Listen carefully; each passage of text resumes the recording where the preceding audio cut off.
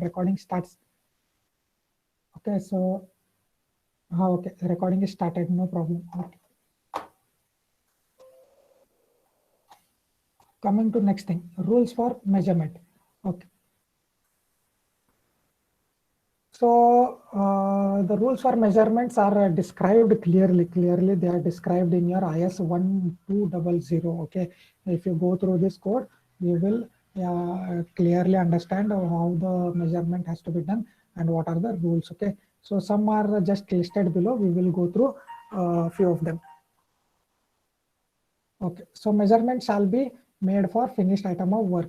Okay, and description of each item shall include material. So, okay, so in your particulars, in your particular column, right after your serial number, in your particular column, what you have to do is you mention the details of your work, right? So, what is the proportion? What is the cement mortar? 1:5, 1:4 cement mortar you have to mention.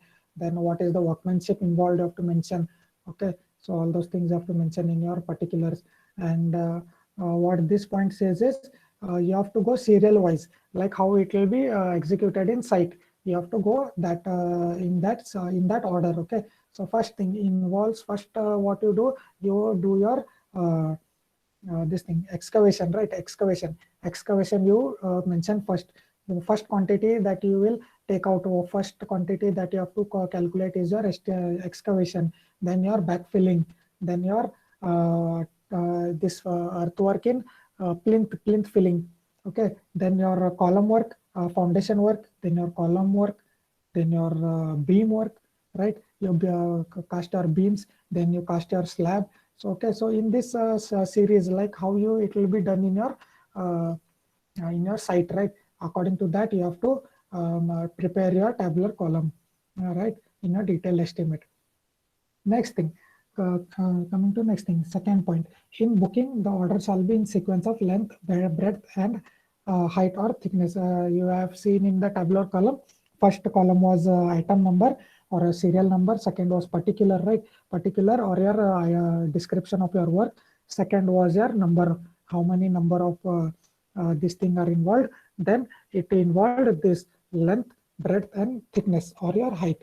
Okay, so always you have to mention length first, length, then your width or your breadth, and then you have to mention your thickness. Okay, do not shuffle this order. Okay, always first length, breadth, and then height. Okay, so third important thing, what are the tolerances that you have to follow whenever you want to measure linear distances.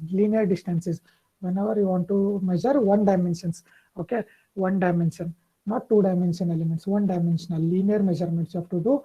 Whenever you are involved with such, you have to measure to the nearest 0.1 meter. 0.1 meter.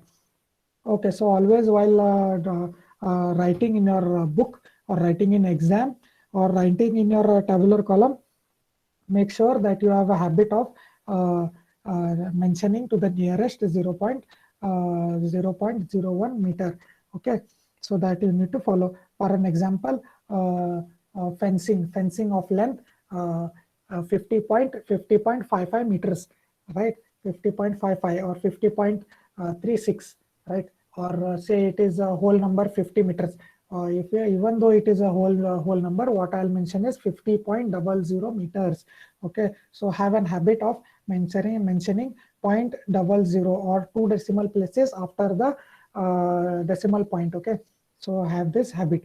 Okay, so when area measurements are involved, like two dimensions you have to measure, area measurements are involved, you have to mention to the nearest, you have to measure nearest to 0.01 square meters. Okay, same thing, 0.01 square meters. Okay, for example, painting work involved is say 100.59 square meters. Okay, or 100.69 square meters, or even though it is a whole number like 70 square meters, I will mention it as 70.00 square meters.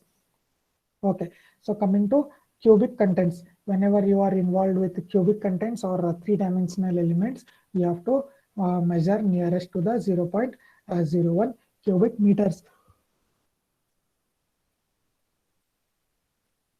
Okay, so this you have to follow. Always it is two numbers after your decimal points. You have to follow this rule.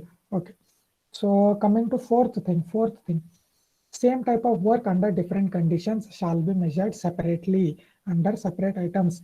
Like suppose an example you are, this is just an example, superficial example for you to understand. Maybe this might not occur in your field. Okay.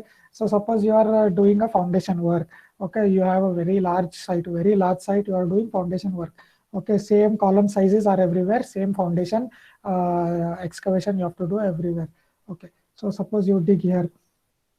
Okay, just let me draw, you will understand.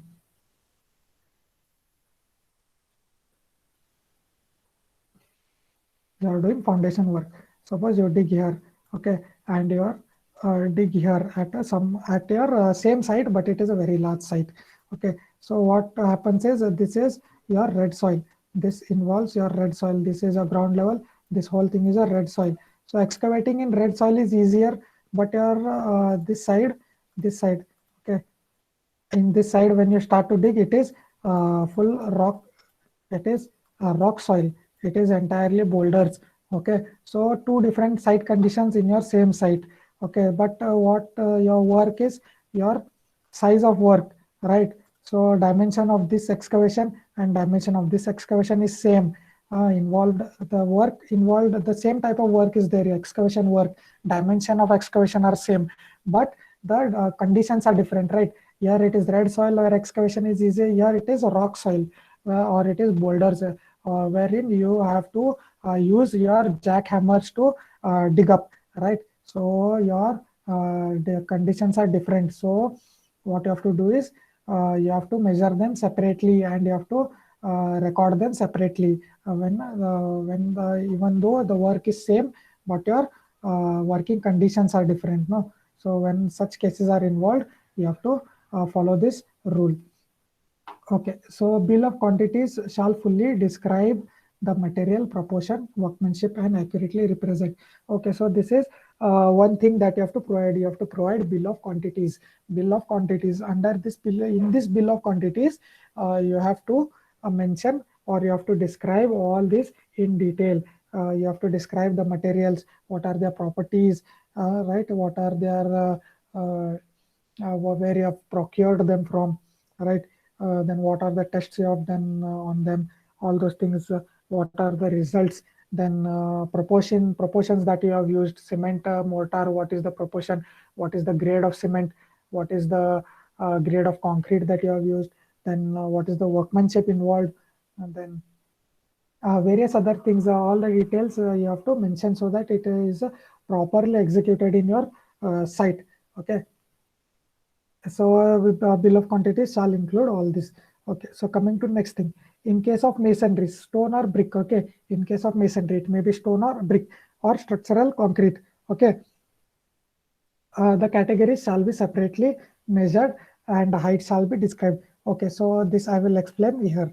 Okay, so let me just draw a figure so that it will be easy for you to understand. So this is your ground level. Okay, this is your ground level.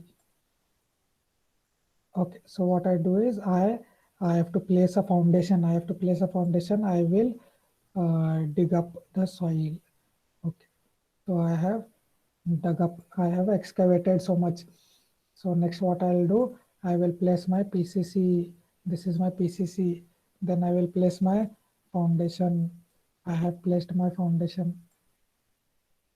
Okay, so this is my foundation. Then this is my this after my suppose it is a square foundation. Okay, instead of a tapered one, I will place a square foundation.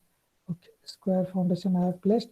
After this, on this I have to start building my brick work or my stone masonry work. Okay, so I will just choose stone color. Okay, so this is my first stone work. Then this is my second stone work. On this, my brickwork will start now. So on this, my brickwork has started. This is my wall. Okay, so this is how your this thing works. So this is my plinth level. This is my plinth level.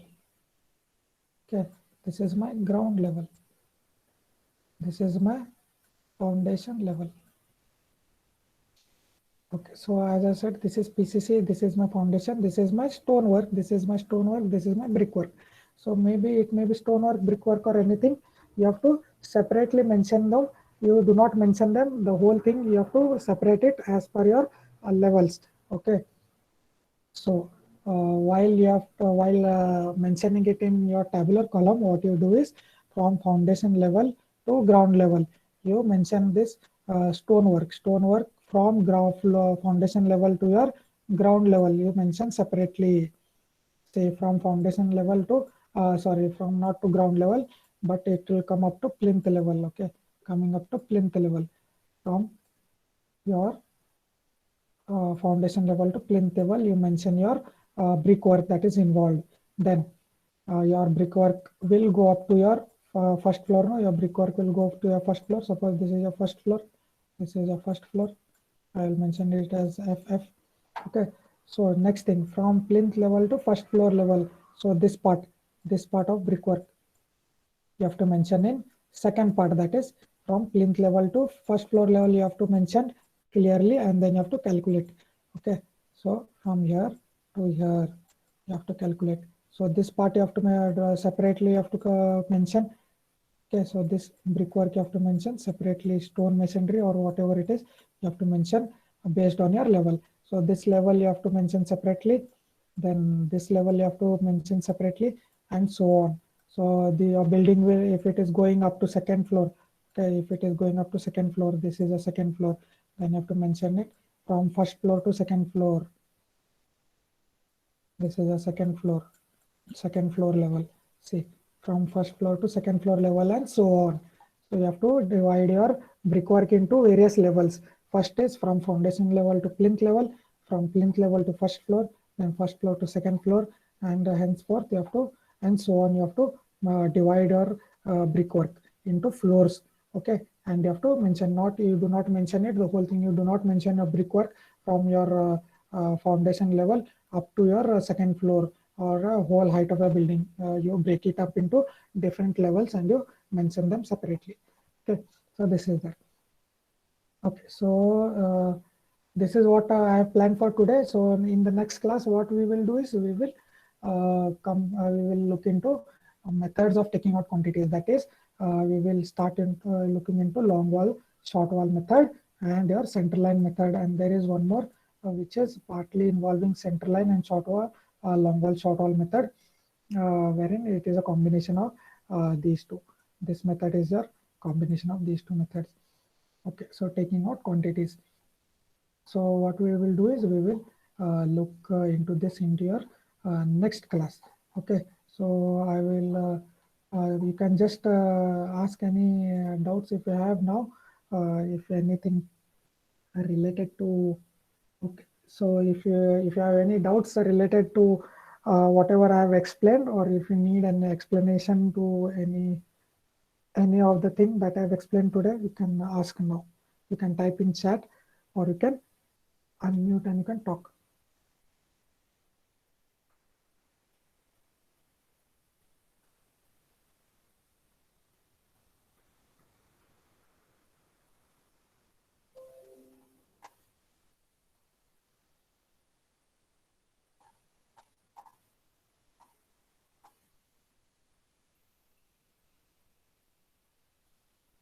Okay, so is my voice clear, or is it breaking? Is my voice clear now? Because I hear some voice which is breaking. I hear someone is trying to talk, but voice is not clear.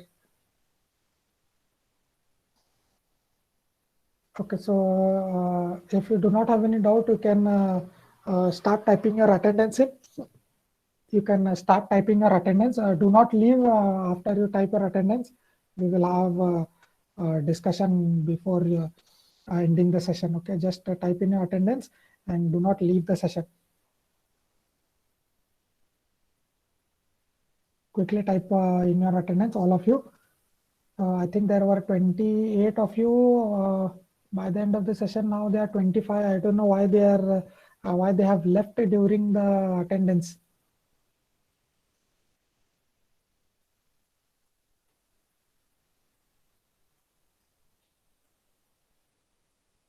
Quick, others type in attendance.